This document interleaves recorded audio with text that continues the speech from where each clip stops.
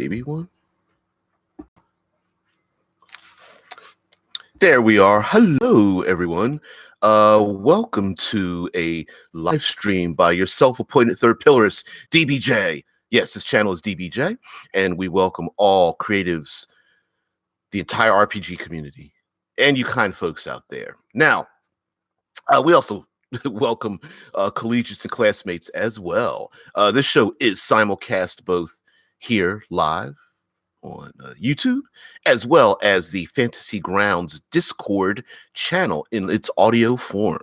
Also, if you are a Discord Discordophile, you can put in links and pictures and things. Of course, those things cannot be put into the chat in YouTube, so we can communicate with everyone else and me there as well. So remember, that's Fantasy Grounds College Discord. If you want to know where we're in the boiler room. So if you go to the left, you go past the classrooms and where all the kids are hanging out in the coffee shops and such, and right down in the boiler room, that's where the cool kids are at. All right, so as your self-appointed third pillarist, we have to have a day, which is Third Pillar Thursdays, reserved for basically my favorite subject of all time, and that is the environment. It's the third pillar of gaming in tabletop RPGs. What is that? Well, that's the exploration pillar. And this week we've been talking about the subject of constructs, golems, warforged, androids, those. Yeah, yeah, where the true geeks are. You absolutely right. Hell yeah. And this is where we get to talk long form about all these things. Now, what is the third pillar of gaming to me? Well, of course, exploration means, going to places unknown, discovering information, maybe finding secret doors. Yeah, we got that part. But there's also the idea, and this just happens to be how I think of it, and I like to spread my third pillarness all over everyone else, and that's the idea of using the environment as like it's that triangle of dramatic action and tension. It's not just fighting a bad guy and punching him in the throat.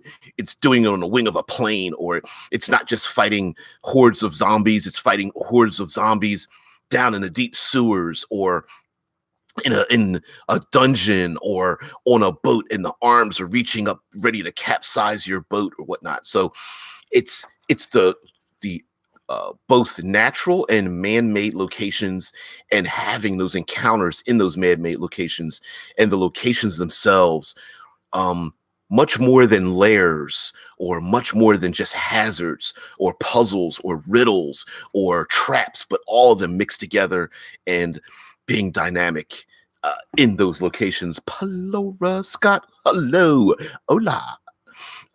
Now, I say all that, but then what does even all of that have to do with, I don't know, golems and warforged and whatnot?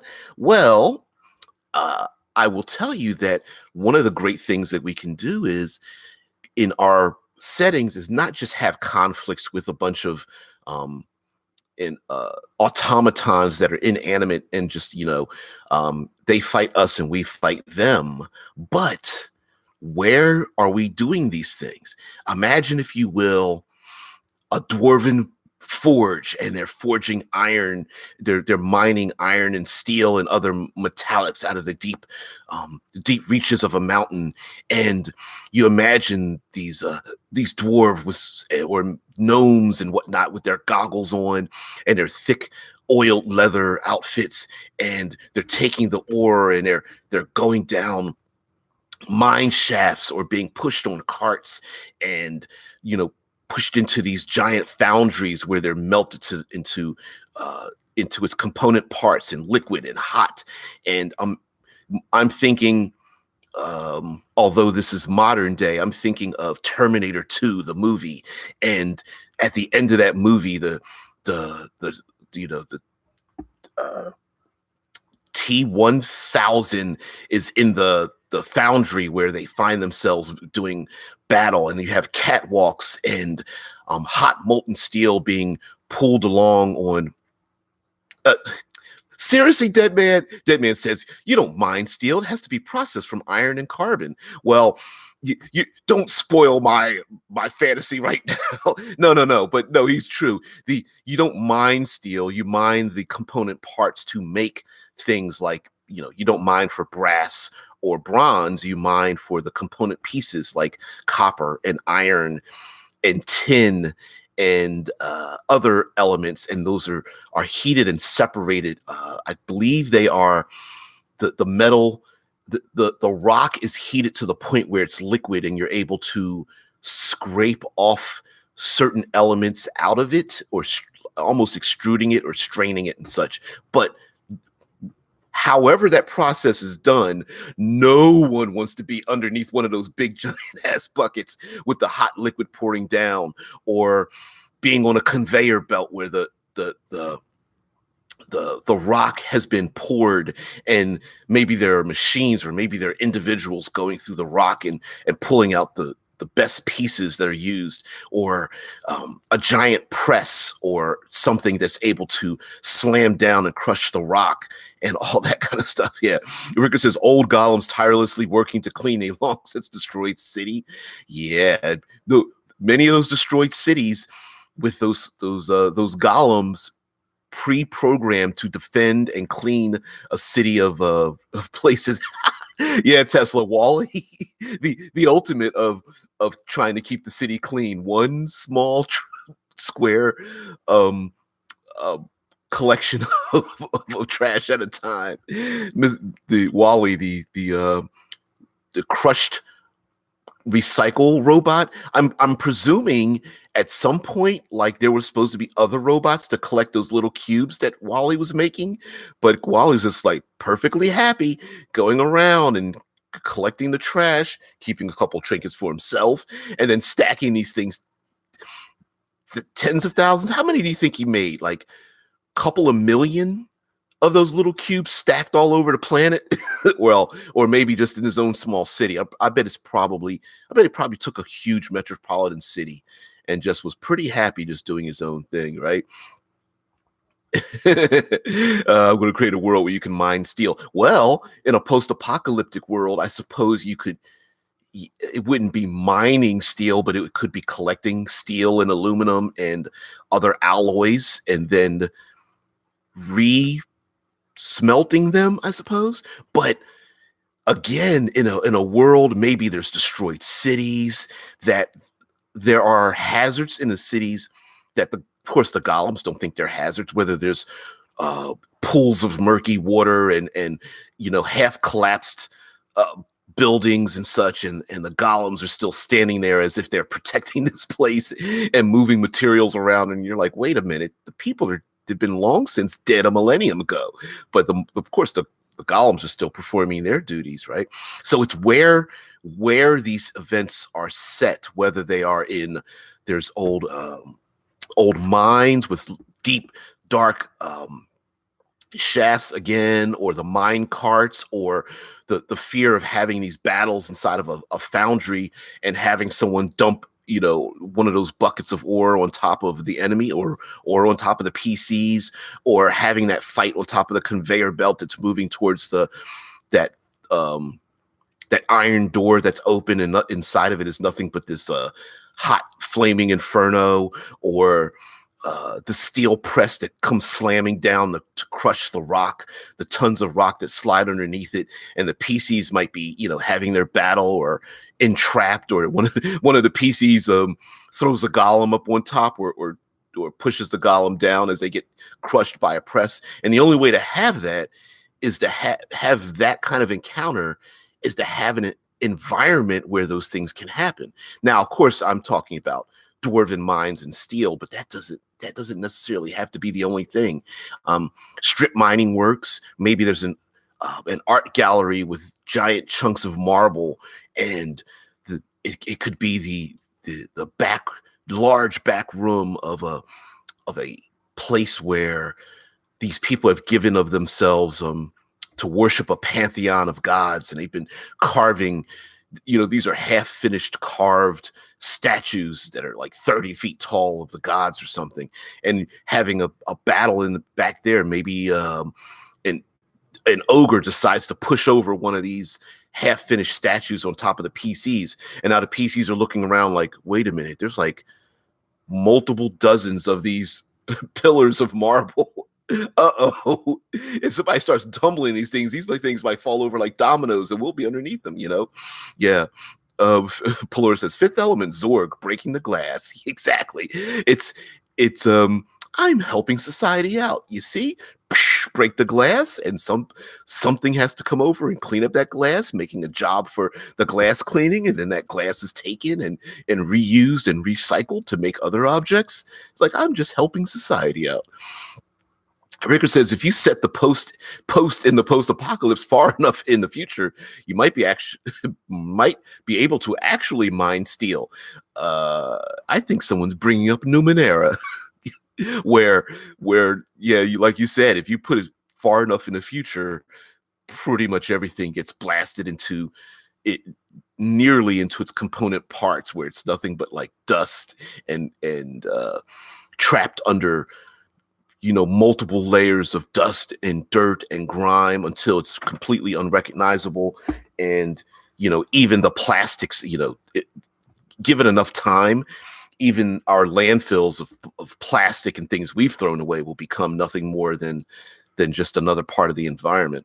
Pelor says you can mine steel in RimWorld, compacted steel. Can really?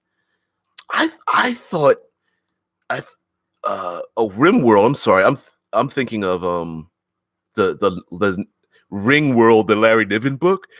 I could have sworn they said that artificially created Ring World Dyson ring didn't have any mineable steel in it, but I suppose they could put it in there. RimWorld, the video game. I've never played RimWorld, the video game, but I bet it's similar. Yes, and you could very much have a RimWorld, where the people there have either put in materials to be mined on purpose or through time. Like like Rick would say, if you put the post far enough in post-apocalypse, there could be things that have already been destroyed and collapsed and whatnot in society.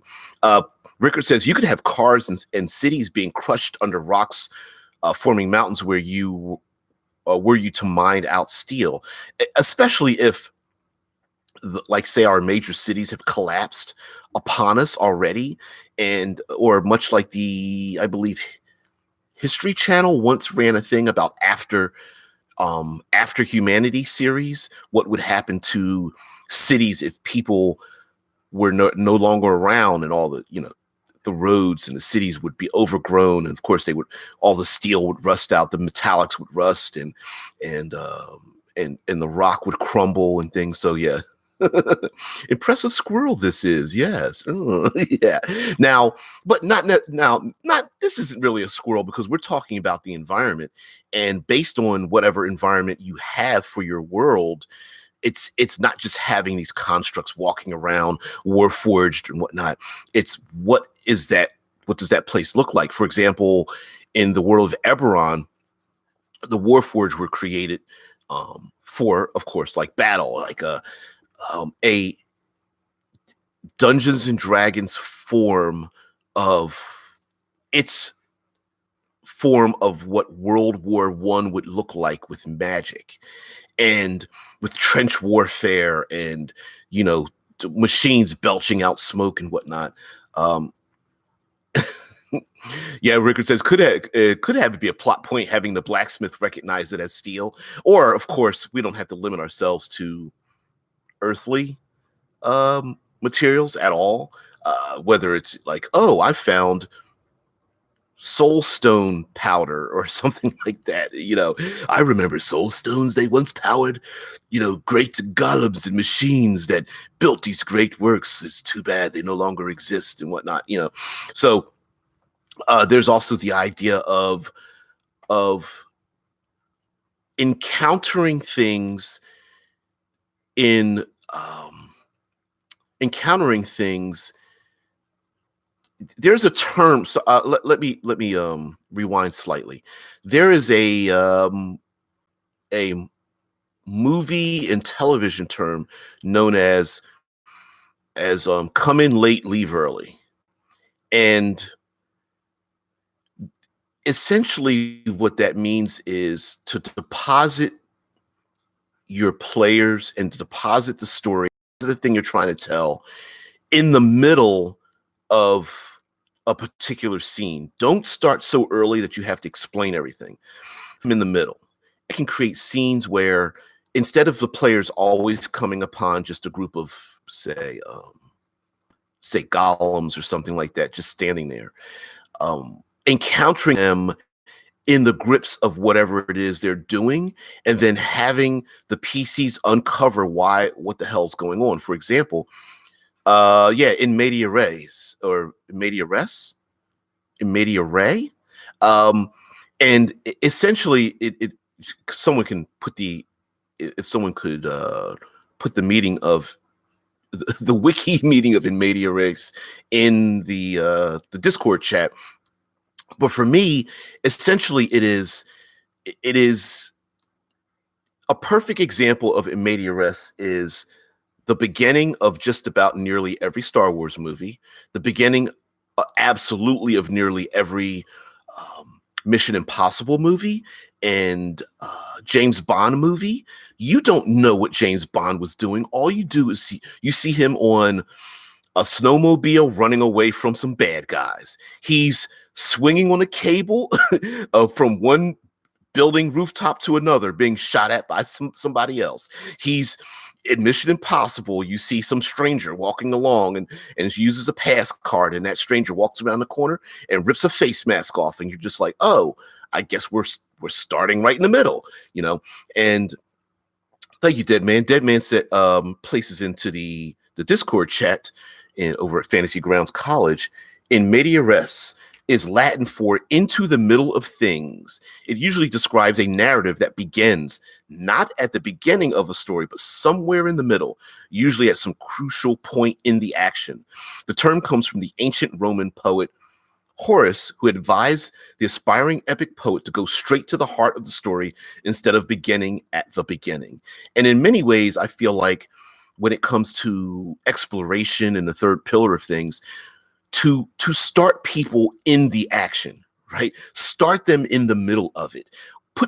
If you want to throw your PCs into this world filled with mechanical monstrosities and factories or things carved out of mountains, throw them into this ancient city and have the PCs hidden behind a wall, and these ancient constructs are walking around poking and prodding at the destroyed remnants around them, and the PCs understand that they've got to watch their step because they could fall through what essentially would be the ceilings and roofs of this ancient city that's been covered with dirt and rock, and you never know where there might be an ancient opening. And you don't have to explain it right away. Throw them into the action. Put them on a storm-tossed boat. Throw your PCs into the foundry with mechanical guards and automatons going around grabbing, thinking the PCs are nothing more than stone and ore to be processed as opposed to enemies, you know, and having the automatons try to grab and grapple the PCs to throw them into the buckets to be dumped into the inferno that's going to melt them down or press them down into the where the molten ore will forge weapons or armor or even more plates to construct even more iron golems or something. Yeah. I mean, those are the things where you can just throw them right into the action. Who's to say that there aren't these ancient golems buried in the same locations that these ancient cities would be in, if we're going to stick with the post-apocalyptic type of setting, and that they're clawing forth to try to escape, or that there aren't individuals out there trying to unearth them, or even other automatons whose only job has been going around to unearth even more of these ancient golems that have been trapped in by a vast war or a world-spanning storm or some other post-apocalyptic meteor impact or fireball cast by an 87th level wizard that blanketed the area in flames and whatnot. So throwing the PCs right in the middle of what you're trying to achieve with the thoughts and feelings of your world, I think works. And with my eye embracing of the, being a third pillarist as I am, is, put them on, or at least quite near the collapsing bridge or the storm that's ravaging this place. That's, I don't know, the Arkan storms that are shooting bolts of black necrotic lightning just as much as they're blasting down with blinding bolts of pure white radiant energy and such, and overgrown jungles or uh, you know blue sand deserts and things of that nature. Now Rickard says it should be noted that all these examples uses start at the end of something that isn't relevant, more of a prologue than in media res. Well, um, if you start it is true that the like Mission Impossible and Mission Impossible and 007 movies, the James Bond movies, the movie starts at the end of this other thing, but in many ways what they're doing is they're setting up what they're going to try to tell you a story, and they want you to get into the mood. So the actual characters are starting at the end, but for us as a spectator, we're starting at the beginning of a story that's going to have a particular feel to it. I think even quite a number of the later um, Fast and Furious movies did this as well, to say, okay, guess what?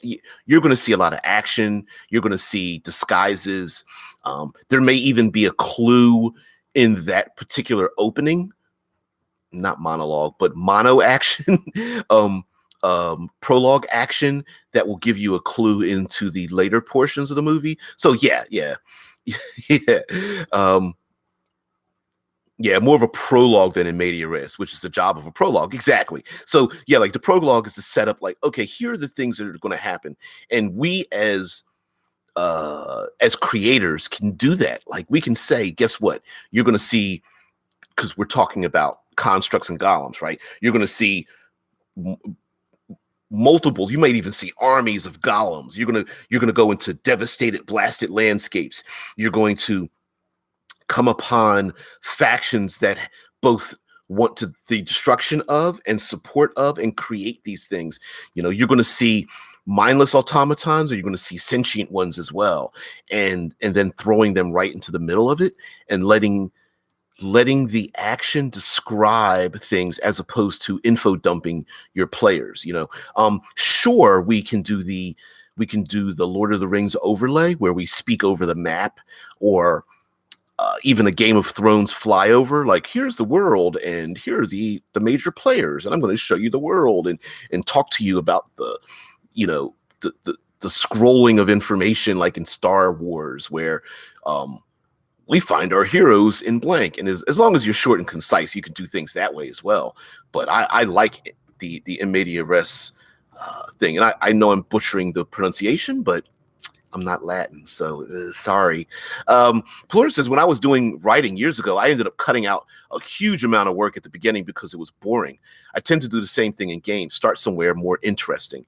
Yeah, and Rickard says, though the prologue is more tied to actual stuff in the main plot. If you normally that is how it's done, but we can, as long as we know the rules, we can break them as well. And Star Wars have the credit crawl for exposition about the intro, right? And if you notice, those intro crawls are relatively short and done in a 3-act structure. Yeah, the crawl's always done in a 3-act structure.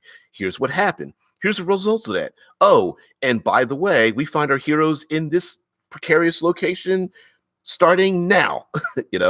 Yeah, get all that story nonsense out the way so we can get to the laser swords. Exactly. A lot of times, maybe sometimes we start our games too far away from the front door. And my thing is, don't even just start them at the front door. Push them through the front door and get this free and party moving.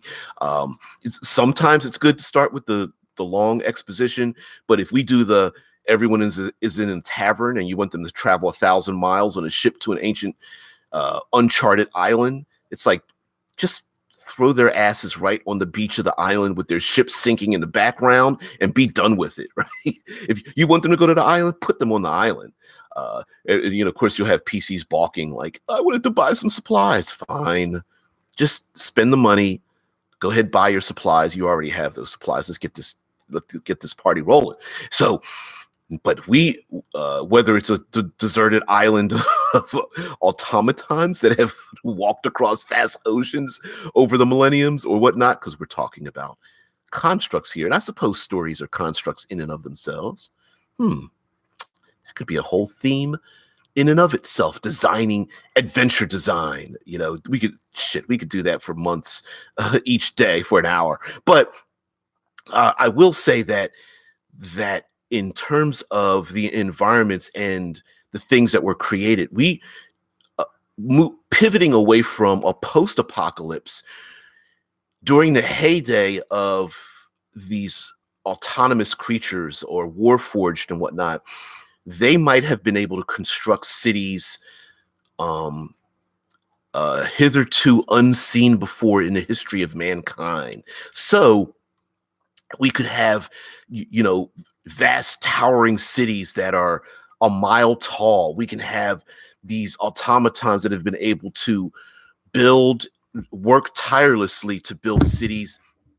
To build cities and monuments to the great kings of this world, or wizards or divinities, etc. Fill in the blank, that have never been seen before in such a way that you could have catwalks that are linking, I don't know, 100-story buildings together and people living in these towering places. You could have bridges that literally span so long that when walking along the bridge, both your destination and the place you came from are lost in mists and clouds, and you cannot see the terminating ends of them. They're so long. You could have pits in the ground that are so deep that whole cities were built into these massive pits in the ground, dozens or even hundreds of levels deep, and the people living in and amongst them. You could have cities that are, you think there's a mountain range in the distance, but when you look closer, you can see that it's not just a mountain range, but one of these mountains is literally like a giant arcology with lights in the windows and things like that. And seen from a distance, you see like the clouds drifting across the upper peaks of this mountainous man-made building or something, and birds, flying in the distance. And you're like, wait, are those specks? Whoa, are those giant rocks? And they look like little specks against this thing. I guess we're going to have to go into a major city, see what's going on. Blur says there's another video game called Kenshi. The robot people in that live in a place with lots of acid storms. Normal people just get melted if they go there, which maybe the world is so dangerous that it took artificial beings to be able to survive in this world to help mankind navigate it. So pools and storms of acid, maybe there's nothing but earthquakes and massive storms and sandstorms that blow so hard that they blast people with black glass and can fray flesh or something. And these automatons are the only things that can either survive, and even if they don't survive and they get melted by acid or crushed by the constant landslides or swept away by flash floods or mudslides or something, or falling into pits of quicksand or random gelatinous pits of fluids and things, maybe from a vast arcane war by the once great wizard kings that ruled this world. Sure, maybe humanity is like, listen, we need something to keep us alive here. And so you could have pockets of humanity around, and these autonomous creatures who are going out there either collecting food or supplies or trying to unearth great treasures, or still engaged in their old programming, uh, trying to keep the city in order and patrolling these vast cities. But the cities are like filled with pools of now living gelatinous oozes and slimes and such. And there could be places that randomly crumble and fall down. There could be uh, storms that sweep through that the winds are so powerful that it can knock the PCs down and knock over the remnants of these vast towers that have been blasted by sand and glass and such. So I would absolutely love to do like a post-apocalyptic, almost um, almost um, chaos storms, and the residual effects of those things. So, for example, you could even make the claim, like we did world building. We did yesterday in World Building Wednesday. We decided to create a world in which these autonomous warforged exist in this world, and they've kind of taken over where humanity once stood. We could make the claim that if it wasn't for these autonomous things, the world wouldn't be filled with all of these other mythological creatures and such, like um, these oozes and jellies, and what are some other oozes, jellies, gelatinous things, spills of of horror wouldn't exist if it wasn't for the machinations of the uh, um, the golems going about the business of them mixing chemicals and things that they shouldn't be mixing, right? I mean, there might even be, um, I suppose you could call it like a biological factory, a a place where they are taking human beings, I don't know, faces and skulls, and ripping them out of their bodies and sticking them into, say, the bodies of, I don't know, sphinxes and manticores and naga and stuff, like literally processing them and turning them into these things, or growing, trying to bring back humanity by putting them in these, like, maybe like fluid pods, like maybe humanity put themselves into these stasis pods in the first place, and the PCs happen to be awakened, but the rest of humanity, or much of humanity, has been hidden away or trapped, and these machines don't understand how to bring them back, or maybe they're trying to bring them back and they're limited information, or maybe they're trying to resurrect these wizard kings yet again who destroyed the world in the first place, and they're going around trying to uncover these like mage stones or soul stones that have been that hold the spirits, basically, like yeah, it could be like the Matrix, with the people trapped in these other worlds trying to, and the machines trying to get the machines trapping the people in it, and the PCs are happen to be awakened in a post-apocalyptic world and trying to awaken them to bring back the world the way it should be. Why not? I mean, remember in the Matrix movies, the the squiddies, the killer hunters, and these other machines were nothing more than just the agents of the machines. The machines themselves weren't doing anything wrong in their eyes. They were just moving about their programming. So very much the PCs might have conflict with some golems, but the conflict isn't because they're thought of as enemies. The conflict might be, you're not inside of your pod. I'm going to have to grab you and stick you inside of this fluidic pod. And the piece is being grabbed by the throat and being dragged along, and like, no, don't stick me back in there. With the iron golem or stone golem jamming their bodies back into these pods and having them hitting a mechanism or something, or waving their hand over a magical glyph that encases them or floods the thing with some gelatinous fluid or whatever. I think that'd be kind of cool. And what a great way, what a great introduction for the PCs, knowing that, like, okay, these golems really aren't our enemies, but at the same time, they're not looking at us as if we belong in this world. I think that'd be kind of cool. Scott Poe says, come across a 5,000-year-old battle where the remnants of two forgotten wizard kings and mechanical armies still rustily battle over the remaining walls of a once massive stronghold.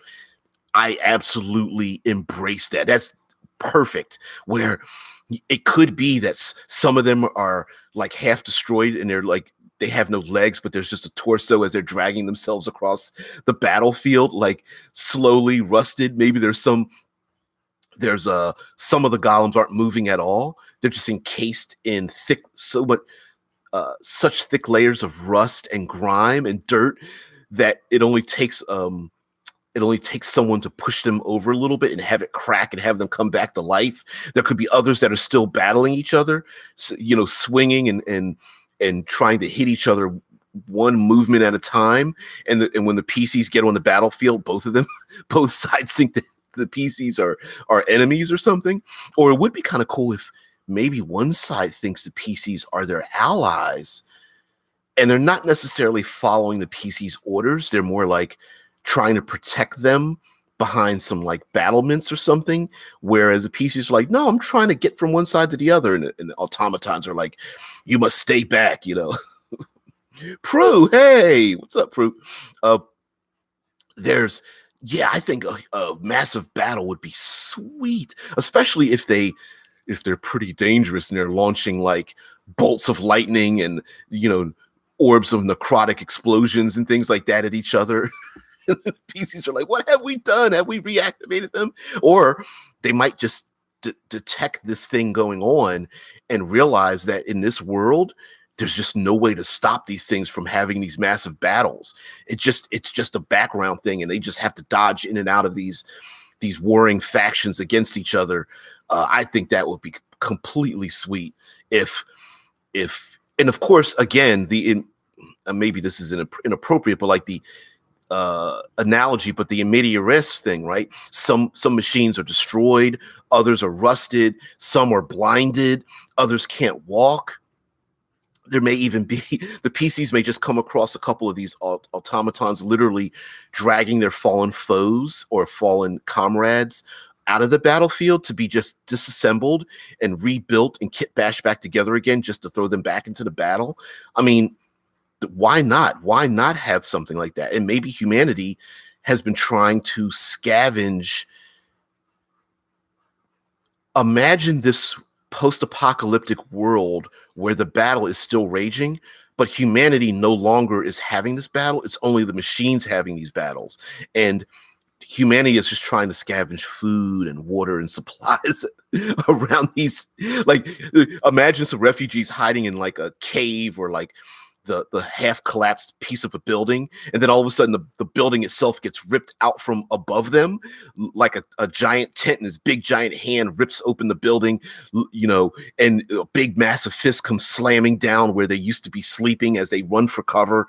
And the only reason they're doing that is because the PCs didn't realize they were literally sleeping over top of a buried battle tank or something like that was sitting there waiting to be uncovered to once again roll its treads, breaking free of its rusted carcass or something to go back into the battle or whatnot. That'd be really sweet. Rickard says post-apocalyptic fantasy, old machines keeping weather and stuff in control, being on long cycles, so might suddenly start doing things after having been dormant for centuries. Yeah, maybe, just maybe the machines are the things that used to keep things in order, because the world had been thrown into such chaos. And like you said, they might start doing things after being dormant for so long that, massive towers being erected to control the weather in a particular community, or automatons strangely trying to harvest fields of wheat and rice or whatever is growing out there, right? But pulling tubers out the ground, but so much time has passed that everything's like mutated or their programming is kind of corrupted. And I think that'd be kind of cool, but kind of strange as well, where they're like, yeah, they're not sowing fields of food, they're sowing fields of, like, I don't know, animated trees or something. Bruce says this could also be made so creepy if you describe dripping and clicks and uneven ticks from gears, gentle squeaking. It make a big big deal out of describing the acoustics in a place like this.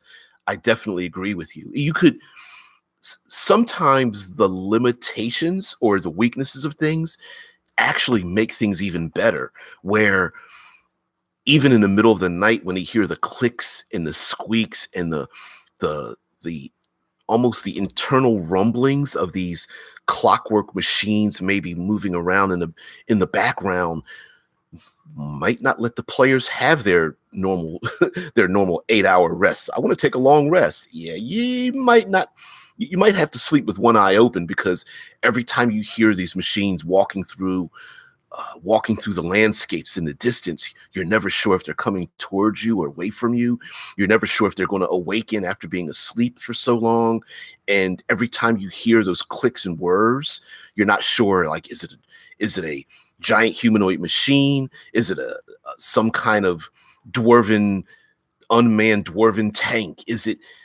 Maybe there's like, we talked about simple things like doors and windows and rooms moving around. There might be cities where uh, the the walls of the city could actually move on their own or upon command. And so you could literally go into a city where literally the streets and the walls and things flip and turn and move and slide to defend themselves, much like the cities in the Pacific Rim storyline, where the people have to go into like almost missile silos of sorts to hide away, like from the post-apocalypse that's been happening around them. Scott Scott says, "Great, you just woke up the grumpy hovering laser tank." Yeah, which now think about this though, right? The PCs might be their own. The player characters might be their own worst enemy if they go around disturbing these things, and the hazard might be confronting other biological factions who they themselves understand that if we make too much of a ruckus around these massive rusted hulks, the massive rusted hulks might then activate, becoming the enemies of everything around them. Again, making that dangerous triangle, right? Where they awaken half a dozen iron golems that have been rusted and stuck in a certain place because the PCs and their enemies were launching spell effects or making too much noise, or heck, one of the enemies took a big giant hammer and slammed it against the foot of one of these iron machines, shattering the rust that was around them, bringing it to life. And maybe that machine then sent some kind of signal out to these other machines, bringing them to life. And then, yeah, yeah, they're my own worst enemy. Oh yeah. PCs. Do we really need them? Right? Like as Polar once said. Like, oh man. But yes, you're absolutely right. I mean, um, yeah, Prue says, yeah, those dim lights popping on. Yeah, it'd be pissing my pants. Absolutely, hell yeah. Where could you imagine you know, we're going to find shelter. Great. You find shelter. You go into a cave and someone's like yawning or whatever, like, I'm going to get my rest in here. And then all of a sudden the walls you think are like just stone. Literally, like there's little beady red eyes that just start to flicker on. And you hear like a small, like subsonic rumble, like, you look around and everyone's like, oh, it's just one set of red eyes. And wait a minute, there's another set and another set. And whoa. And then everyone looks down at their bedrolls and you just see like this mechanical hand fingers start to reach in around them. That'd be hilarious and pretty dangerous too. And as a matter of fact, let's take this for instance. PCs are fighting other bad guys like goblinoids. Got to throw some goblinoids in there, right? Some hobgoblins or orcs or whatever you're there. And through a course of events, they accidentally activate some of these rusted hulks. Well, guess what? You can keep those rusted hulks. Let's say the rusted hulks send out some kind of like semi art arcane futuristic like laser analysis beam, right? Like they are equipped with detect magic, but it looks like one of those laser beams that like scans everything. And so they scan the PCs, they scan the enemies around them. And so, of course, now that they're awakened, they're like, oh, this is what I have to kill. So PCs run away. They're like, nah, we're not going to fight those things. You could have these things keep reoccurring over and over and over again, hunting after the PCs. And the PCs are like, we can't keep running from these things. We're going to have to do something. And they're like, look, we're like second level. There's no way we can fight these things. So it would be kind of cool that to have these machines be this ever-present background, and you could even make your own like randomized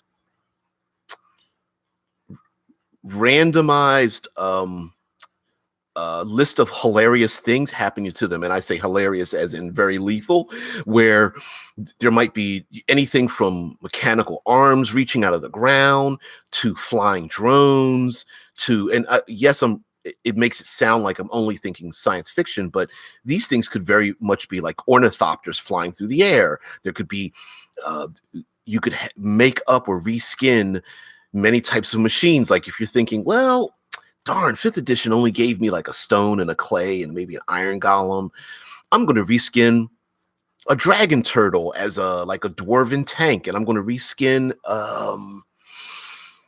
a gargoyle as like angelic carved stone statue or something, as you know we've talked about before.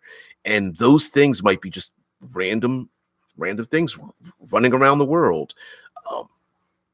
Rickard says mines that open up an old wizard's lab with lots and lots of golems. Exactly. Especially if the PCs are like, hey, I wonder what's behind this door. Uh-oh. And how many times have we seen that before, where the main robot of the story is walking around and the PCs end up stumbling upon the warehouse filled with all of these other robots or androids or what have you, right? Prue says, combine this in game with 28 Days Later style zombies, and I am not sleeping well for 2 weeks. Yeah. The 28 days rage zombies, but replacing zombie-like things with mechanical things. Yeah, absolutely. Prue says, I am deceased. I want to play this game. Scott says, on your battlefield happened on the way up until, let's see, okay, on your battlefield it happened on the way up. Until then, an impeccable lawn of another dead rich guy, his automatic landscaper machines arrive and become hostile towards both sides. Keep off the grass. Yeah, dude, I know you're joking, but what again, we've thought about this. Like, what if they're not really enemies? Maybe they're just trying to, air quotes, keep the world the way it was. Like you said, they could be trying to tend the the lawns of this massive rich guy's keep, and like cut the grass and what's the other thing? You have to trim the hedges. Got to trim the hedges and maybe clean out the fountains with the flowing water, and maybe serve some food. A table and serve some food or something. And could you imagine them having like these razor sharp scissors or whirling blades on them, and they're trying to cut the PCs, giving them like flat top fades and cutting their bodies in a little even hedge mazes and stuff. That I think that would be great. Maybe they try to grab. Maybe they're smaller humanoid ones that are trying to grab the PCs and put them into their dress clothes for a nice little brunch outside on the open lawn. Yeah, topiary PCs. The dwarf is all pissed off because he's like got his beard all cut into like the shape of like a small rabbit or something. He's all got his arms folded like, this is stupid. That would be hilarious. Prue, they're just doing their thing. And doing their thing could be very lethal to you, or it could just be hilarious, or maybe they're not even trying to kill the PCs. It could be anything like, oh, I'm going to dig a pit because I'm the gardening golem, right? I'm going to dig a small hole, grab the PC's feet, throw the PC's feet down into the hole, bury dirt around the PC's feet and waist, and then water them. Why not? Maybe the golem has like a big shovel and then a big grasping arm to to grab the plants, and a big bucket of water on its back and a hose that it shoots from its forehead and just blasts the PCs with water, trying to water them. I mean, that would be hilarious and fun, and the world could be filled with these things just moving around doing their own thing. Like, oh, we're just street sweepers, and they've got like brooms or like the whirling um broom thing on the front that just happens to snatch the PCs up inside of itself. And once the PCs get pulled inside of it, maybe they get like blasted by water and soap and everything, tumbled around and spit out the back end nice and clean. Of course, being soaked with water and being trapped inside of the machine, right?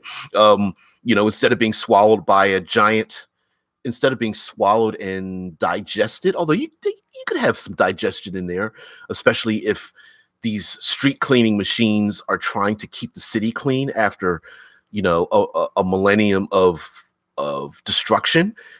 Yeah, why not? And again, we could go back to the week where we did our whole series of reskinning stuff, right? It's not a giant purple worm. It's just a street cleaning machine, and it's going to try to pick you up and clean you.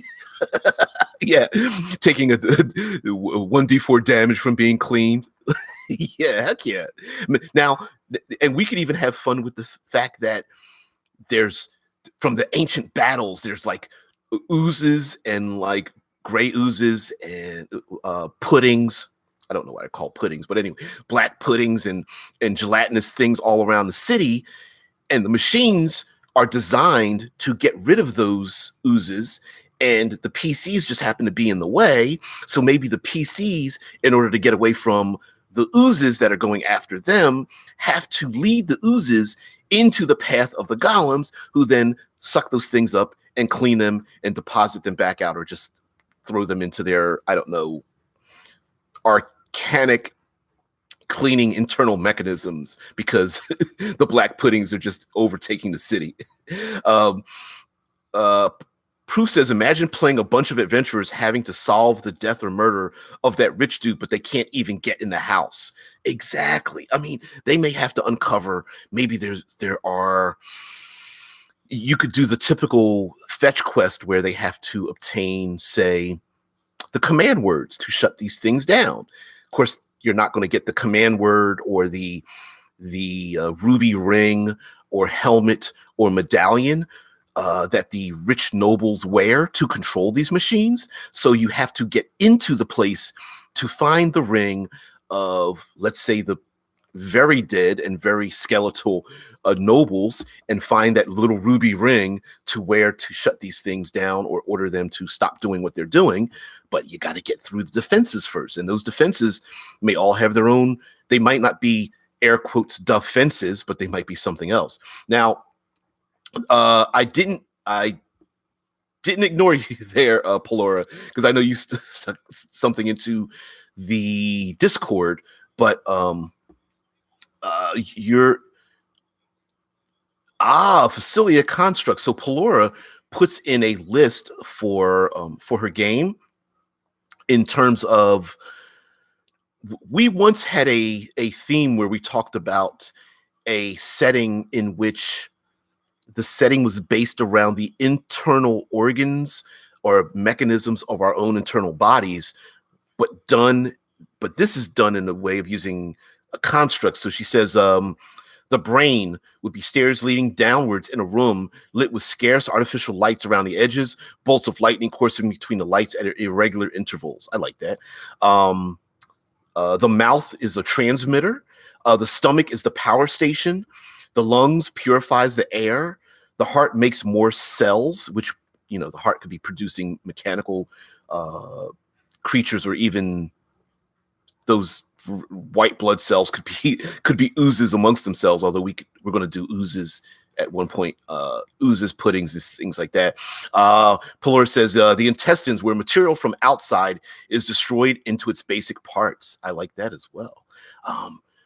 You could, we could have constructs attacking the PCs for no other reason than to snatch their stuff off of their bodies. Like, oh, you have a battle axe. We're going to have to take that battle axe and take, let's see, the metal blade, take the wood away from the handle and crush up the wood to use for something else. Oh, we're going to have to take that cloak off of you to break down into your component parts. Pelora goes on to say the intestine, the liver, where the cells go to be dismantled or repaired depending on the damage. The lymph nodes are a guard room, and the skin is the entryway. This is from my game, copy and pasted my notes, a facility full of constructs, and I love it. I think it's awesome. I love it. So that I do think that's very cool. Oh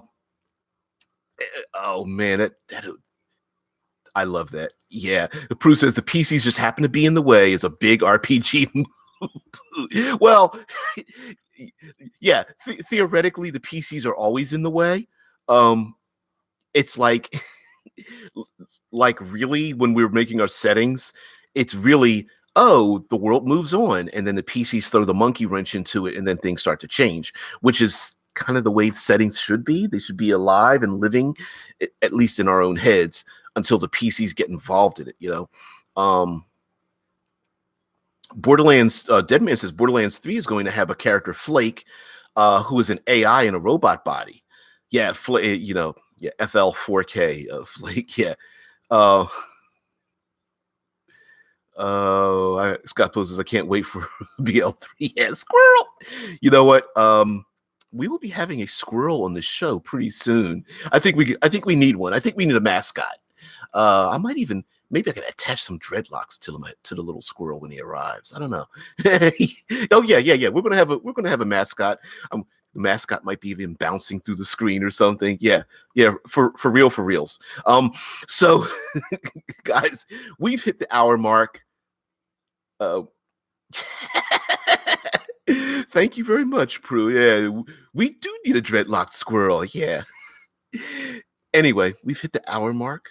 The Heraldrix has not called for the end of our session, but yeah, with the little colorful bandanas. I've always got a bandana hanging around. I don't know, hundreds of these things, it seems like. But guys, I thank thee very much. Ricker says, take a look in the DBJ Discord. Did oh, you posted something over in there. I'll take a look. All right.